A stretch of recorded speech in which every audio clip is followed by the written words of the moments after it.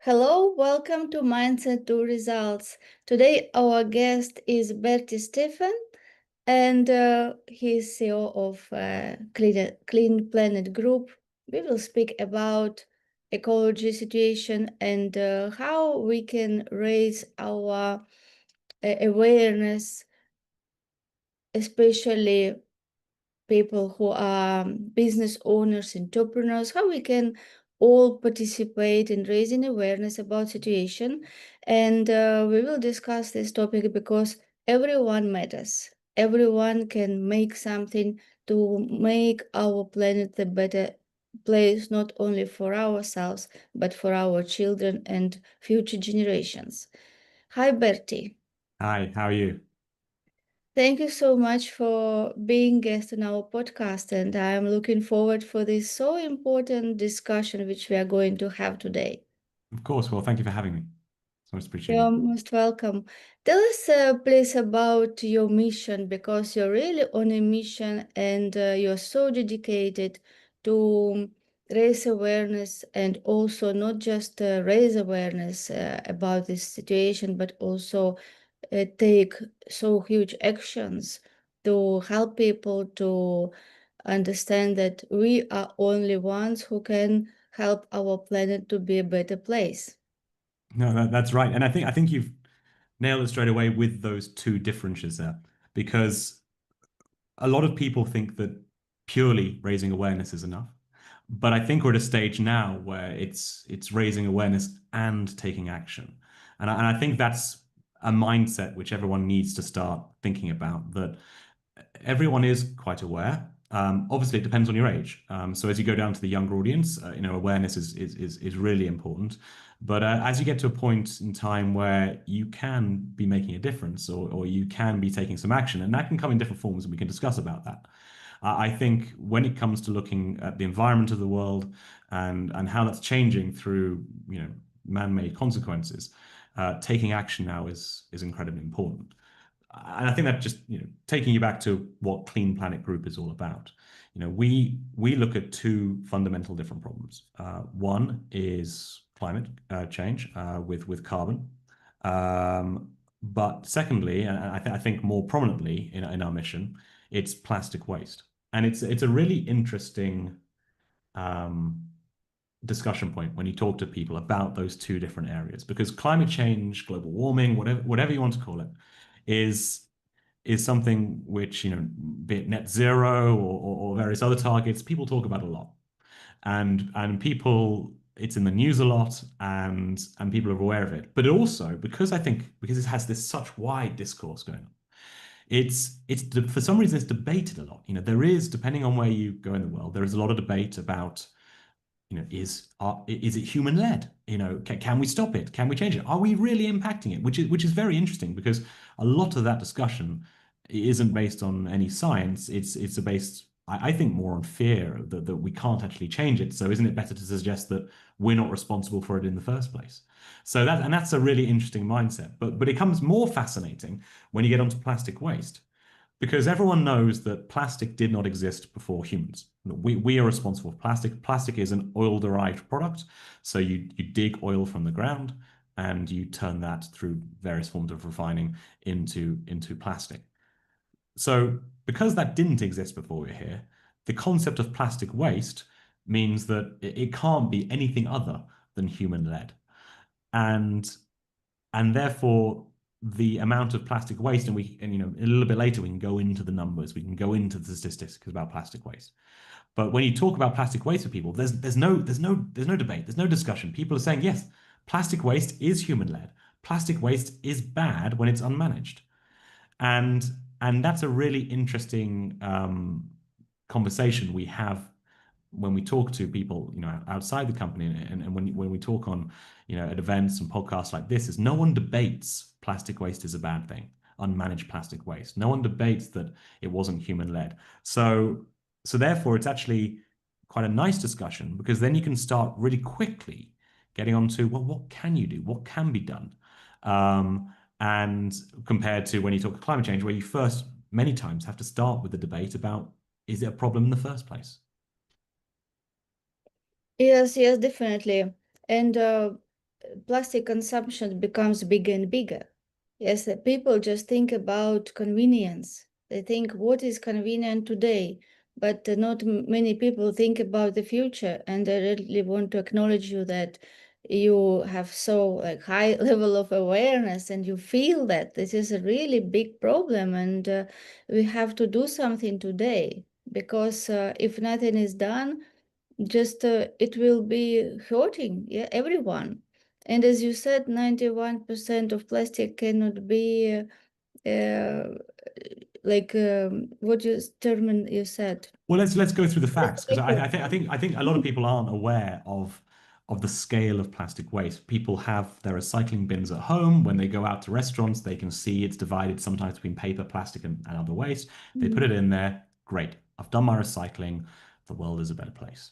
And I'm in no way going to start in any way, shape, or form saying that don't do your recycling at home. But let's look at the reality of the situation.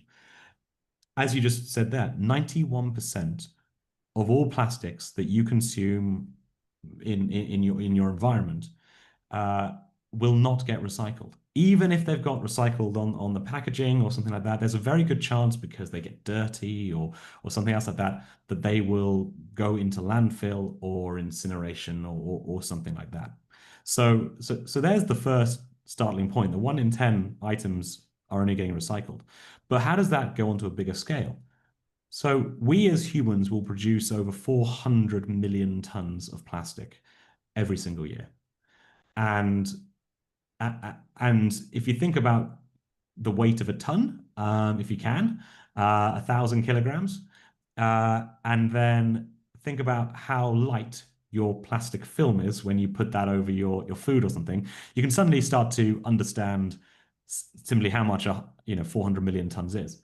And if you then start to imagine that only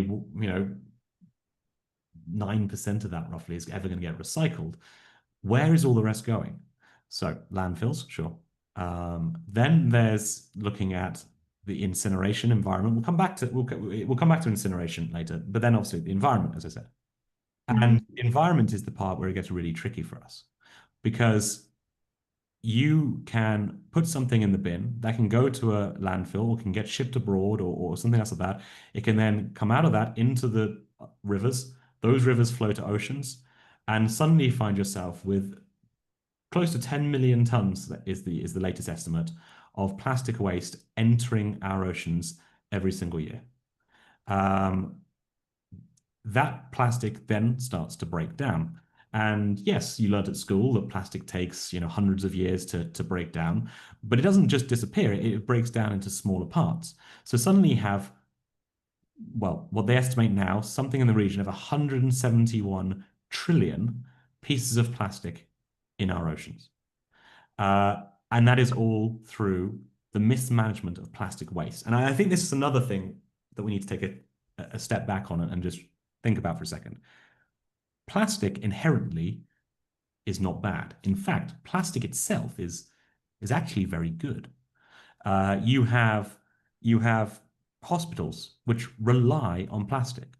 If someone goes to A&E and they need an emergency operation, they live because of plastic. So plastic itself is not bad. Plastic can, if you imagine once upon, especially in the UK where I'm from, once upon a time we had milk floats delivering milk around. I think that's a good example. And even today, your milk will be transported from the farms to the factories, to the factories to the shops. If they got transported in glass bottles, that glass is incredibly heavy, and that requires a significant amount of energy then to take those plastic around. So by putting it into plastic, brilliant, it's lighter. Suddenly you have a lot less energy required, and if it's being run on a fossil fuel, then you've got a lot less fossil fuels required to transport it. As we get into renewable transport mechanisms, then that potentially comes at less a problem, but we're not there. So you're in a situation where people think because people talk about plastic being bad, the plastic is bad. Plastic isn't bad. Plastic is one of the most transformative materials that we've ever invented. The fact that you can have a car drive is because a lot of the interior is made out of plastic because it's light and therefore low energy. So, what is bad? unmanaged plastic waste. And this is where we get to the problem. We as humans have invented this incredible product, but what we have not done properly is invented how we sort this problem, how we sort its waste. There are ways to recycle. You do have a recycling bin. You can put it in the recycling bin, and what traditionally there is something called mechanical recycling. So they'll take that waste plastic, go into a shop and buy a drink bottle, a water bottle. That is one of the grades of plastic, grade number one. It's called PET. And PET can really be easily recycled. So they can take that water bottle, they can grind it up, they can melt it down, and they can make it back into new PET or other plastics. It has a limitation. After a certain while, it becomes weaker. The integrity of the structure becomes a little bit weaker, but still, for the most part, you can recycle that plastic. But then you have all the other grades of plastic. You have HDPE, LDPE, and PE, PVC, and they become increasingly harder to recycle to some degree. And also, mechanical recycling, the main recycling process that we have today, that is something that requires a really, really clean plastic. So either they have to wash it or they reject it. And that's a big problem. The mechanical recycling could theoretically take a little bit more plastic than it does today if it was 100% clean, 100% pure. But your yogurt pot that you throw out, even if you've given it a nice rinse, will probably have yogurt stains over it. Okay, they can do an industrial clean on it, but that's energy intensive, uses a lot of water, very costly. So economically, then it comes into the economy of things. Does it make sense to recycle it? Well, it depends where you are. In the USA, for example, there's a significant amount of land and space. So companies will find that they will much prefer just to chuck something into a landfill for a few dollars a ton than actually go through the processes of recycling.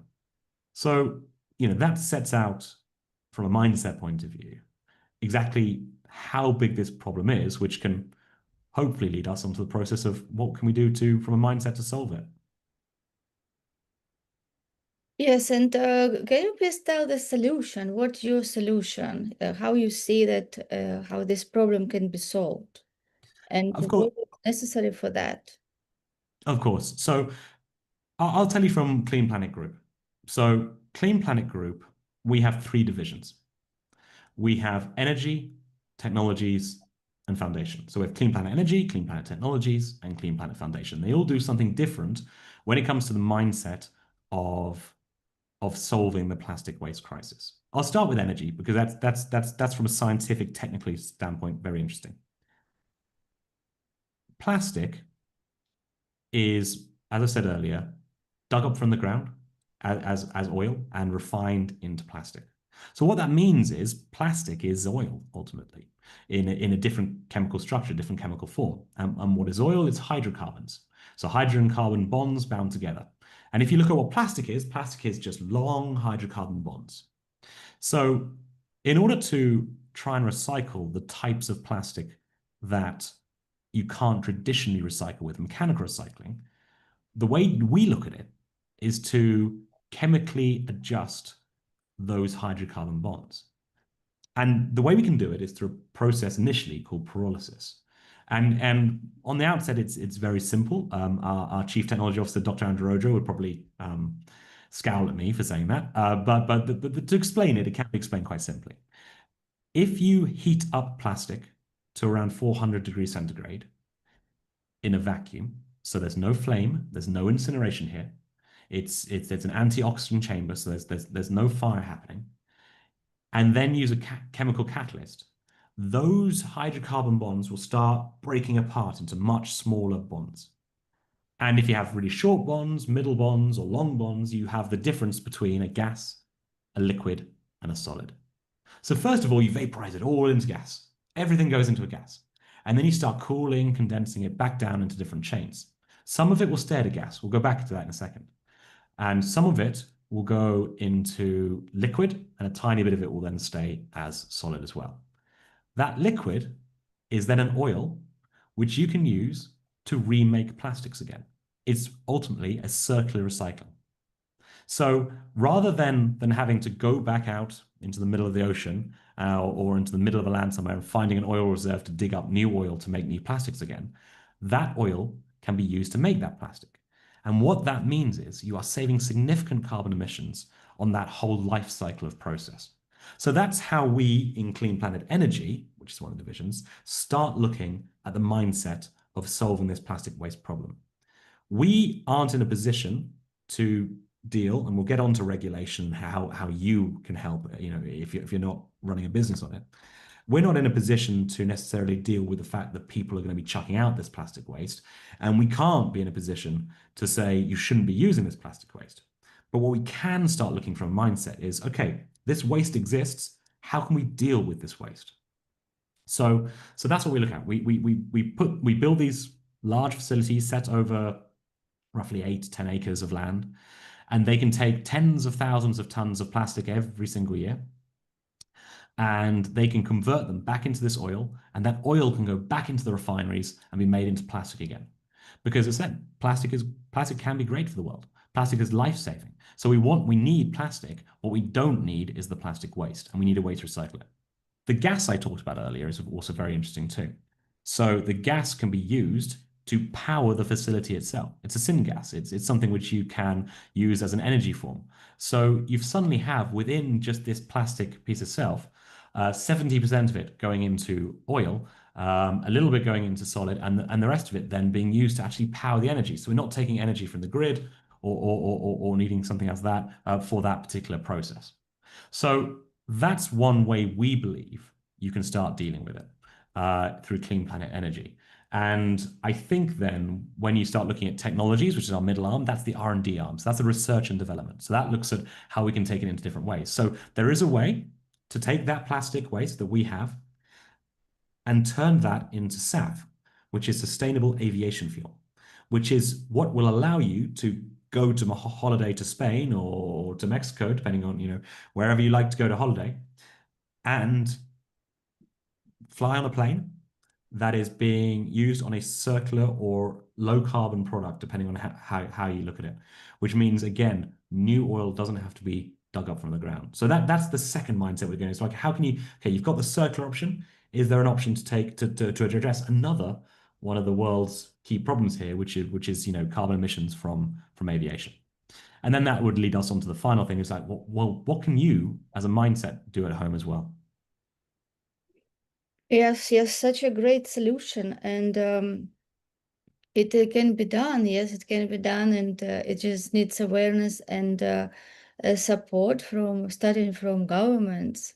Yes, and then companies who are involved in recycling. So what do you do now to uh, get people attention, and do you get any government support? Because it can start from like higher levels, yes, and then to down levels, so everyone can be just know aware of this, and there can be solutions provided. Okay, so let's divide that into two parts. There's the what can you do at home, I guess, to some degree, and what should be done for that. So let's start in reverse order. What needs to happen? Regulation. That's really it. That's really changes it. Because if economically, let's take America for example, because America is a really interesting place to look at when it comes to plastic waste, because there's significant amounts of plastic waste in America. But what is the incentive to recycle it? If, as I mentioned earlier, it is cheaper to throw something into a landfill, why would you look at recycling it? Now, there are a number of great companies out there that have, environmental sustainability as their core aim. Brilliant. Where they struggle, and where you've seen struggling in over the last 6 to 8 months, there's been a turn in the USA that has looked towards fossil fuel a little bit more. There's been a setback on regulations and those sorts of things. And one of the key concerns that the companies that have, sustainability, green, environment as their core mantra is, when their investors look down on them, and their investors look down on them and say, how are we doing financially, which is regrettably the key metric that a number of investors will always look at. They'll always look at comparisons to competitors. And if their competitors are making things cheaper, by putting things into landfill and those sorts of things, then, well, they'll get a lot of pressure to relax some of those uh, company pillars that they have from a mindset point of view. And how do they, as the leadership team who want to drive that, how do they counter that? So in the EU, there is a significant amount of regulation in place already, EU and UK, I'll say for now, already, and also ones coming into place. For example, let's take the UK, for example, there's the plastic packaging tax. The plastic packaging tax is a tax that means that if you are someone who produces or is responsible for a significant amount of plastic packaging waste, you will be penalized for that if it's not going into a recyclable way. Which means those companies suddenly, all of them are on the same level playing field. They all have to look at it together and think about how are we going to deal with this plastic packaging waste. And suddenly then it means innovation and solutions are derived. So whilst we as a company ourselves don't take in grants from the government directly in our business model, they can benefit us too. So because a company may suddenly realize that at a certain time and date, I'll be penalized if I'm not doing something with this plastic waste, if I send it to landfill, then they're turning to companies that can do the recycling. And suddenly what you find is a huge amount of innovation is grown in recycling. So that allows that to grow. And at the end of the day, we are a business and we will make money from the process we undertake. So that can please investors. But at the same time, it can do things which are incredibly positive for the world and the environment that we sit in. So if we know now that regulation can work, who drives regulation? Well, what people will normally come to say is governments drive regulation. Yes, they do. But governments are, probably for lack of a better word, fickle. Governments will go by what they think they can get away with and what they think will be popular. And that, at the final point, is where you step in. In the Clean Planet Foundation, what we do there is a not-for-profit, and we enable ourselves to undertake activities which don't necessarily have to make money, but can drive areas of awareness and people taking action. We can talk in a moment about some of the projects we have at the Clean Planet Foundation about how we do that. But what it bottles down to is that if you believe truly the plastic waste is a problem, which I've yet to find someone who has said they disagree with that, unlike the climate change unfounded debate, then you need to be telling people that can make the difference that things need to change. That's how it happens. People will sit at home and put things in their recycling bin, looping around to how we started. Great. Continue doing that. Don't stop that. Getting things in the recycling bin does stop a process later down the chain of separating it from the landfill. However, many councils will still sift through the landfill waste to try and remove the recyclables, the metals, the plastics, and the woods, etc. But you separating it out will help. So continue doing that. But it's nowhere near enough. If you believe, as a business owner, as an entrepreneur, as just someone at home, that this is a problem that needs doing, then your mindset needs to change on making that aware. And that's where sort of entrepreneurial advocacy comes in. You need to be telling those that matters, whether it's your local MP in the UK, whether it's your senator in the USA or your congressman somewhere else, you need to be letting them know that matters. Because if they start seeing that they're going to lose funding, then they will start making a difference. And the difference they can make can then flip right back around and actually drive change by implementing the regulations. If they put regulations in, such as the plastic packaging tax and others which are being implemented or have been implemented already, then suddenly companies will loop right around and suddenly have to drive innovation and make change, and you will be responsible for that. So that is the biggest thing you can be doing at home. People often ask me, like, what's a small practical thing I can do? I just want to sit at home and I want to do something nice and practical. And it's a very tough one on this subject because yeah, do your recycling.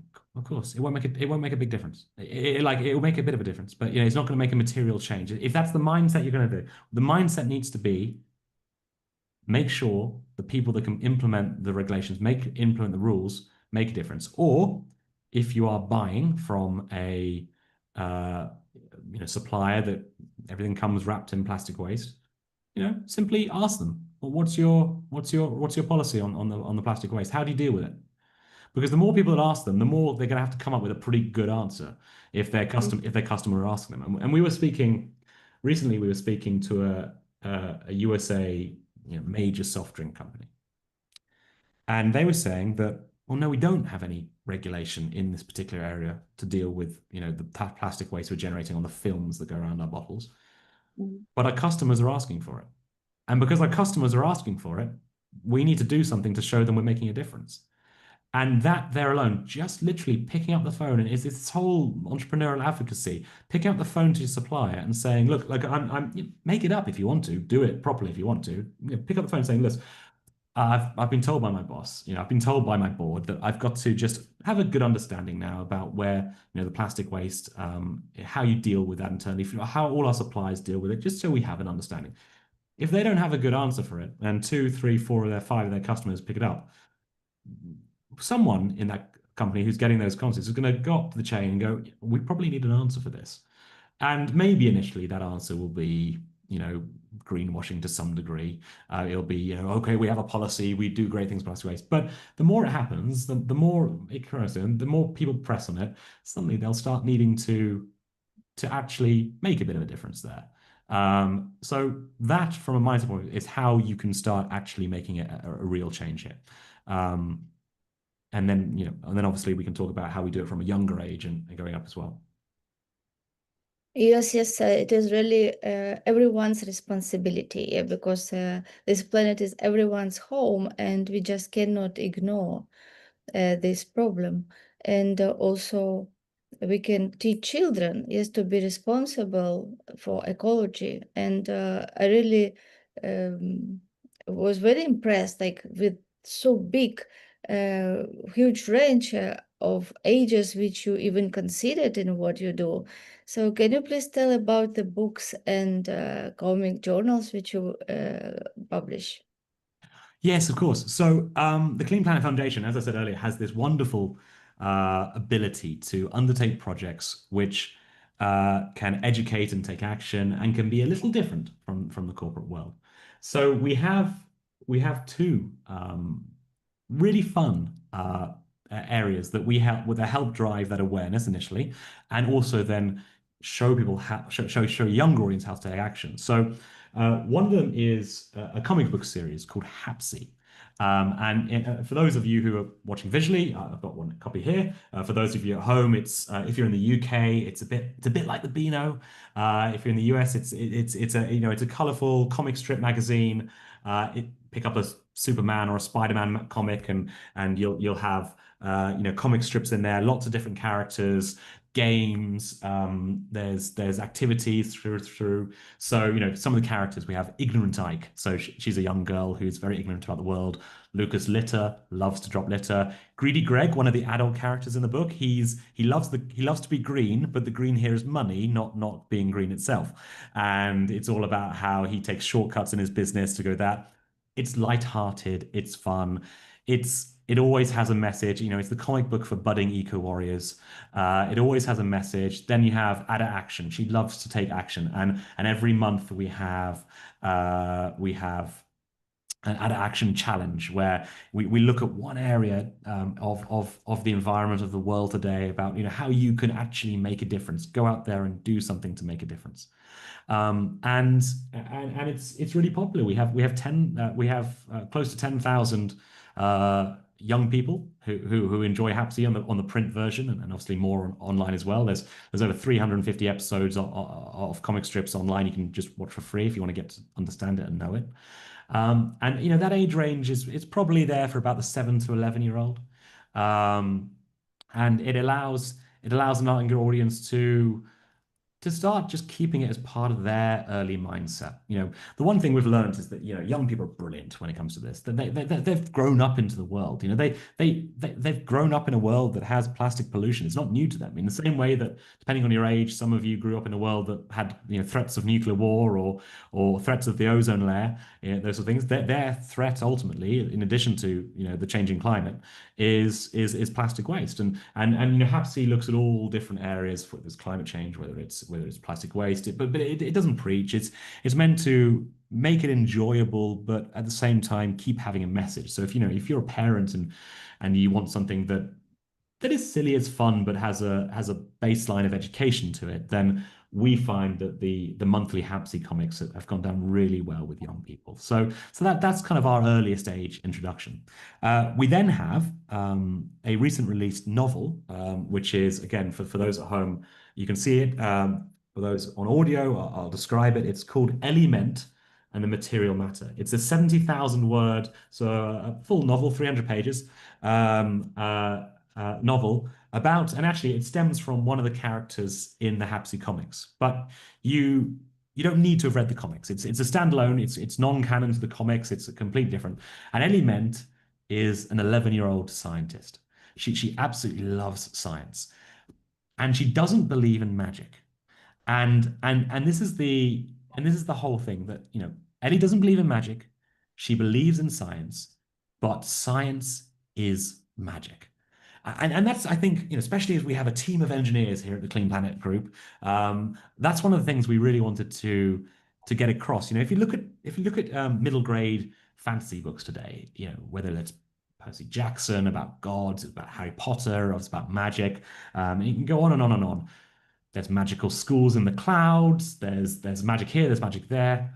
But the world is magical enough. If you step outside and look around, it is magical enough. So what Ellie Ment and the Material Matter does is it takes that charm of children's fantasy and keeps it in the real world, keeps it linked to science. Ellie loves science, and she suddenly. So part of the premise is that she suddenly is, mentored by her favorite science teacher, Professor Fialova, and she then has this ability to understand the world, experiment with the world, go on adventures with the world, but it's all grounded in science. And this is sort of it's great for, we found, sort of 9, 10 year olds up to adults, to be perfectly honest. But it's that 9, 10 to sort of 15-year-old, is where it's targeted originally. It allows them to enjoy the world in a different way. Go on those adventures, that get lost in a fictional world of Hapsy, which is the town they live in, but it's all set in the real world. And they go on this adventure, and Ellie needs to, the premise of the book initially is that she's out at midnight doing a science experiment, and she looks up, and her brand new school, the school she's just about to start, is burning down, but the flames are colored purple, which obviously is not traditional, rather than orange and red. And Mhm. why is this? Why is the school burning down? Why are those flames purple? And it takes her on this journey where it could always lead to magic, but actually, can she solve it with science? Can it exist in the real world? And that's the adventure. And then because we focus on science, it allows us to actually touch on, never heavy hitting, but it allows us to touch on the and other environmental problems of today, plastic waste and those sorts of things as well. And a big drive of this book is this push and pull between idealism and pragmatism. What should we be doing to solve the world if you didn't have to consider anything else?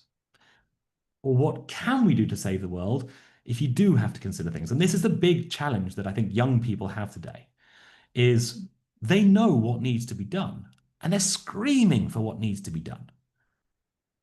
But then the adults are saying, yeah, but if we do that, then then the economy will go smaller and we will stop growing and inflation will rise. And and then it goes back to the young people and saying, well, yeah, right, but it's one planet, as Elena you said just a second ago. It's one. It's we've got one planet here.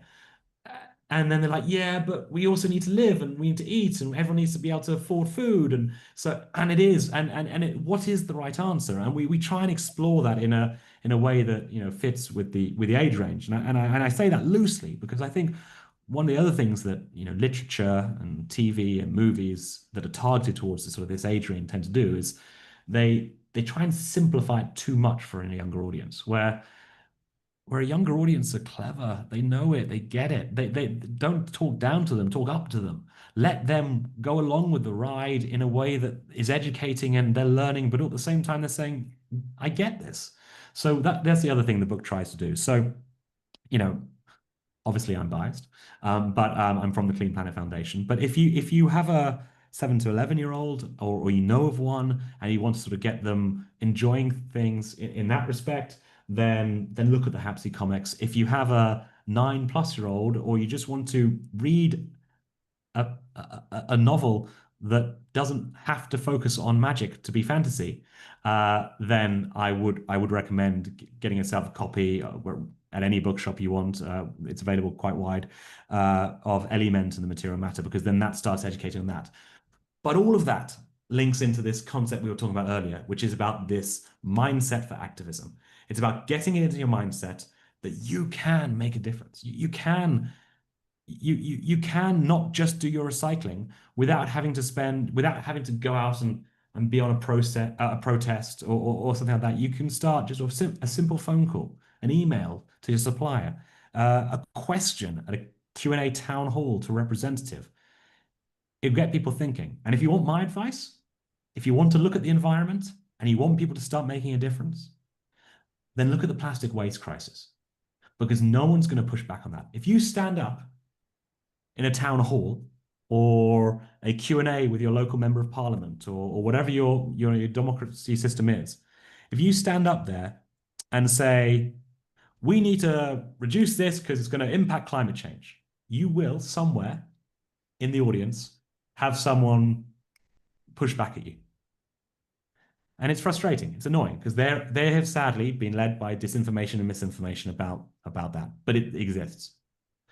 But if you want to cut through instantly, and if you want a way that no one's going to snort or laugh or push back at you, if you want people to agree with you, and by that agreeing, it suddenly means that the representative sat in front of you or the supplier down the road is suddenly going to take note, then focus on the plastic waste crisis, because it is a crisis. It is a problem. 1 million seabirds die every single year through plastic waste ingestion. And no one in that audience will be able to push back. Don't start saying ban plastic, because plastic shouldn't be banned. Plastic waste should be managed and regulation should be put in for that. And that would be my advice on how to get that mindset between you and your employees and just people at home of how to move forward. Yes, everyone can make difference. Yes, and I really appreciate for what you do. And I have daughter, she's 17 and she likes science. So I definitely will get copy of the book and magazine, because she also likes comics, and she also thinks like plans to even make comics because she's very creative. Yes, so thank you so much for raising awareness in our podcast, and this discussion helped me also to know more about the situation, because people just busy with their own things, and it is really important to stop and think outside of box, yes, and think of Exactly. other things which all of us can make a difference. Yes, so everyone who watching our video, you can just make a small call, yes, small call to companies producing, supplying plastic, and ask them, what is your policy for recycling? Yes, and if everyone will start thinking about this and taking even one small step, it can make a big difference. And of course, but we have all contacts and information, how you want people maybe to contact, or if they have any questions, how they can support, or maybe you have community. I think it would be great if you have community. So through community, you can suggest people what they can do, because I am sure there are so many people who want to help and want to participate. And if they know exactly what to do, and if you build that community, they will join. And more bigger community is bigger awareness, and people can start speaking about this, reading books, suggesting book for kids, yeah, educating them from early age. This is how the awareness will raise. Yes, and when awareness raise, when people understand this problem, this is how they can start take actions. Exactly. A very good summary. Thank you. Yes, so reach out to Bertie, and of course get books, magazines for your children, and let's do it together. Thank you so much. Yeah, thank you, Bertie. You do such important work for everyone, for mankind, and of course, all people, especially entrepreneurs, business owners who have impact on their employees, who create company cultures. They can be really a great support to make our planet a better place. Perfect. Thank you so much. Yeah, thank you too, Bertie, and see you soon again on our further episodes. I hope so. Thank you so much. Bye now. You're welcome. Bye.